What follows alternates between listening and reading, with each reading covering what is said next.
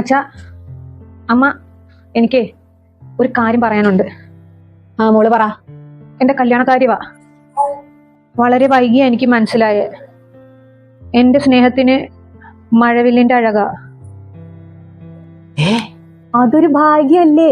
മഴവില്ലെന്ന് വെച്ചാ 7 നിറവാ. അത് ജീവിതത്തിൽ ഉണ്ടെങ്കിൽ തന്നെ ഫുൾ രസമായിരിക്കും നമ്മുടെ ജീവിതം. അതിൽ സന്തോഷിക്കണ്ടേ? എടി പോട്ടെ, നീ ഇത് എന്തറിഞ്ഞിട്ടാണ് അവള് പറയണതിന്റെ അർത്ഥം എന്താന്ന് നിനക്കറിയാവോ? എന്റെ കൂടെ വർക്ക് ചെയ്യുന്ന രേഷ്മ, നമ്മള് വല്ലാണ്ട് അടുത്തുപോയി. എന്റെ കൃഷ്ണ, അതല്ലേ ലെബനീസ് എന്ന് പറയുന്ന അമ്മ ലെസ്ബിയൻ.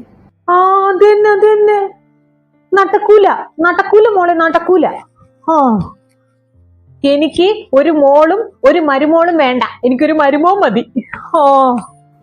നടക്കൂല. അച്ഛന് മോളോട് ഒന്നേ പറയാനുള്ളൂ, അച്ഛൻ ഇത്രയും കാലം കഷ്ടപ്പെട്ടുണ്ടാക്കി അച്ഛന്റെ പേര്. ഒന്നും മനഃപൂർവ്വമല്ല അച്ഛാ. എന്റെ കുടുംബക്കാർക്ക് ഇത് അറിയുന്നതിനും ഭേദം ഞാനങ്ങ് മരിക്കുന്നതാ. നടക്കൂല. എന്നെ കൊന്നിട്ട് എന്താന്ന് വെച്ചാൽ ചെയ്തോ, ഇത് നടക്കൂല. പറ്റിപ്പോയി. എനിക്ക് ഇപ്പോഴാ തിരിച്ചറിവുണ്ടായേ. ഇത് മനസ്സിൽ വെച്ച് ഞാൻ എങ്ങനെയാച്ചാ വേറെ കല്യാണം കഴിക്കുന്നേ? നീ ആരെ വേണമെങ്കിലും സ്നേഹിച്ചോ, നീ ആരെ വേണമെങ്കിലും പ്രേമിച്ചോ, നീ ഇറങ്ങിപ്പോയാൽ പോലും എനിക്ക് ഇത്രയും സങ്കടം വരത്തില്ലായിരുന്നു. നാട്ടുകാർ മുഖത്തിന് എങ്ങനെ നോക്കും? ഈ ചതി എന്റെ മോൾ എന്നോട് ചെയ്തു കളഞ്ഞല്ലോ. വീട്ടിലിരിക്കണ നിങ്ങൾക്ക് കുഴപ്പമില്ല, അച്ഛൻ പുറത്തിറങ്ങണ്ടേ? എല്ലാരും കളിയാക്കി ചിരിക്കൂലേ അച്ഛനെ?